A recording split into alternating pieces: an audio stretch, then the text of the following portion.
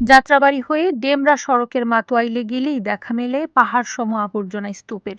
ঢাকা দক্ষিণ সিটি কর্পোরেশনের ময়লা ফেলার এই স্থানটি এখন চরম দূষণের কবলে।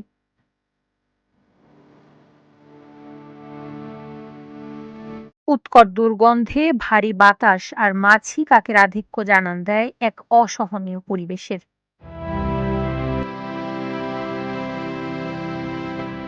এই রাস্তা দিয়ে হাঁটা যায় না, বাচ্চার স্কুলও এখানেই, প্রতিদিন অসুস্থ হওয়ার ভয়ে থাকি, দেখার কেউই নেই। এই যে ময়লার যে ভাগাড়গুলো আছে এগুলা আপনার বিশেষ করে নির্দিষ্ট জায়গায় এবং নির্দিষ্ট জায়গায় নির্দিষ্ট টাইমের আগে যদি নিয়ে যায়, বিশেষ করে আপনার যে এটা যদি ৬টা-৭টার মধ্যে যদি করে খুব ভোরবেলা, ধরেন দিনের বেলা একটা ডাম্পিং স্টেশনে নিয়ে রাখলো ময়লা।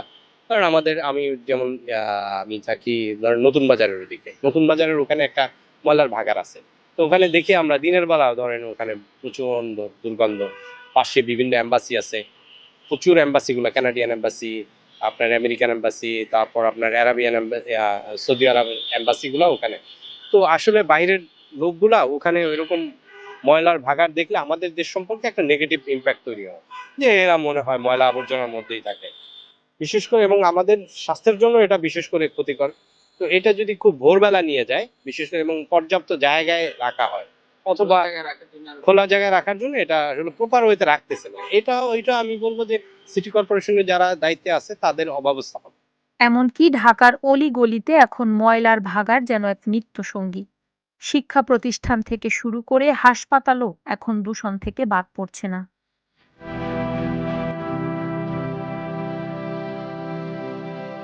স্থানীয় বাসিন্দাদের অভিযোগ, সিটি কর্পোরেশনের উদাসীনতায় এই বর্জ্য অপসারণ করা হয় না দিনের পর দিন। ফলে তীব্র গরমে পচন ধরা বর্জ্য থেকে ছড়াচ্ছে উৎকট দুর্গন্ধ।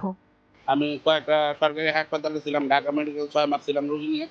কারণ এই বাথরুমের অবস্থা খুবই খারাপ, মানে যা বলা মতন না। তারপর পিজি হাসপাতালে ছিলাম, ওই বাথরুম নাই বলতেই চলে।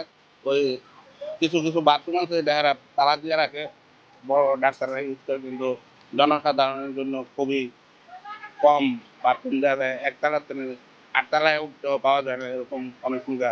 মানুষ অনেক হয়রানি ভোগান্তির মধ্যে পড়ে। তো এটা সরকার যদি সুদৃষ্টি দেয় তাহলে হয়তো বা এটা লাগু করা যাবে। নির্দিষ্ট ডাস্টবিনের অভাব আর সঠিক সময়ে বর্জ্য অপসারণ না হওয়ায় শহর জুড়েই নোংরা পরিবেশ। নগর পরিকল্পনাবিদদের মতে, জনসচেতনতার পাশাপাশি বর্জ্য ব্যবস্থাপনায় আধুনিক প্রযুক্তি ব্যবহার করা ছাড়া এই সংকট থেকে মুক্তি নেই। যে আমাদের বেশি সচেতন হতে হবে, কেননা যেখানে নির্দিষ্ট জায়গায় ময়লা ফেলানোর কথা বলা আছে, ঠিক সেই জায়গাতে আমাদের ময়লা ফেলাইতে হবে। প্রত্যেককেই সচেতন, একটা ছোট জিনিসও যদি হয়, আমরা কোনো জায়গায় কোনো একটা কিছু খাইলাম বা বাসা বাড়ির কোনো একটা ময়লা আমরা এখানে সেখানে না ফেলে সঠিক জায়গাতে ফেলতে হবে। তো সেখানে কি হবে, এই আশেপাশে যদি আমরা বিভিন্ন জায়গায় ফেলি তাহলে হবে কি, সেখানে মশা মাছি বসবে। এই মশা মাছিগুলো বসার পরে এই মশা মাছিগুলো কিন্তু খাবারে বিভিন্ন জায়গায় বসে। আমরা ফুটপাতে বা হোটেলে যে খাবারগুলো খেয়ে থাকি, অনেক সময় ডায়রিয়া হয়ে থাকে, কলেরা হয়ে থাকে, অনেক ধরনের রোগ জীবাণু ভাইরাস কিন্তু এখান থেকেই ছড়ায়। তো সেই ক্ষেত্রে যদি নির্দিষ্ট জায়গায় ফালানো যায়, তাহলে আশা করি যে এই রোগ জীবাণু রোগ ব্যাধিগুলো কম হবে এবং পরিবেশ দূষণ যেটা হয় সেটা কম হবে। অনেক সময় দুর্গন্ধ আমাদের দেখা যায়, এখানে এমন একটা জায়গায় ময়লা ফেলতে চলার পথে সেখানে দুর্গন্ধ চলে আসতেছে, এটা আসার পরে আমাদের নাক দিয়ে প্রবেশ করার পরে কিন্তু বিভিন্ন ধরনের রোগ ব্যাধি সৃষ্টি হচ্ছে। আর দ্বিতীয়ত যেটা করতে হবে, নির্দিষ্ট যে জায়গায় ময়লাটা ফেলানো হয় এটা যেন সঠিক সময়ে সেখান থেকে ট্রান্সফার করা হয়, যেখানে যারা প্রশাসনের দায়িত্ব আছে, বিশেষ করে সিটি কর্পোরেশন যারা ময়লার এখান থেকে পরিষ্কার এখান থেকে নিয়ে যাওয়ার দায়িত্বে রয়েছে, যে যারা পরিচ্ছন্ন কর্মী রয়েছে, তাদেরও উচিত হবে ঠিক সঠিক সময়ে প্রতিদিনের যে ময়লাটা ফালানো হয় যে নির্দিষ্ট জায়গায়, সঠিক সময়ে সেটা ফালানো।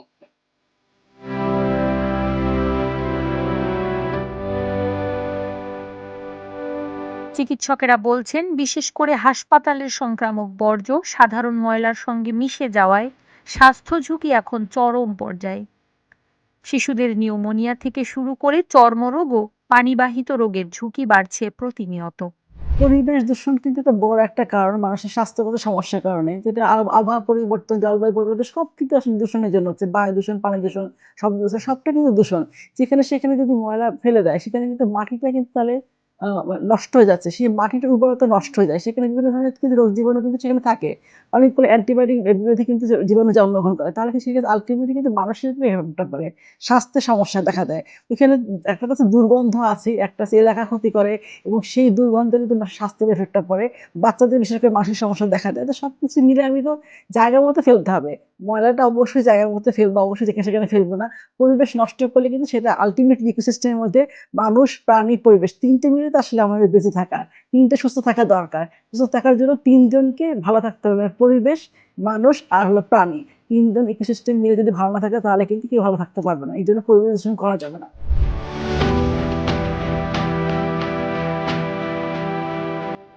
শহরের প্রাণকেন্দ্র যদি এভাবেই ময়লার ভাগাড়ে পরিণত হয়, তবে সাধারণ মানুষের বেঁচে থাকার অধিকার নিয়ে প্রশ্ন ওঠা খুবই স্বাভাবিক। সংশ্লিষ্ট কর্তৃপক্ষ এই ব্যাপারে কতটা দ্রুত ব্যবস্থা নেয় সেটাই এখন দেখার বিষয়।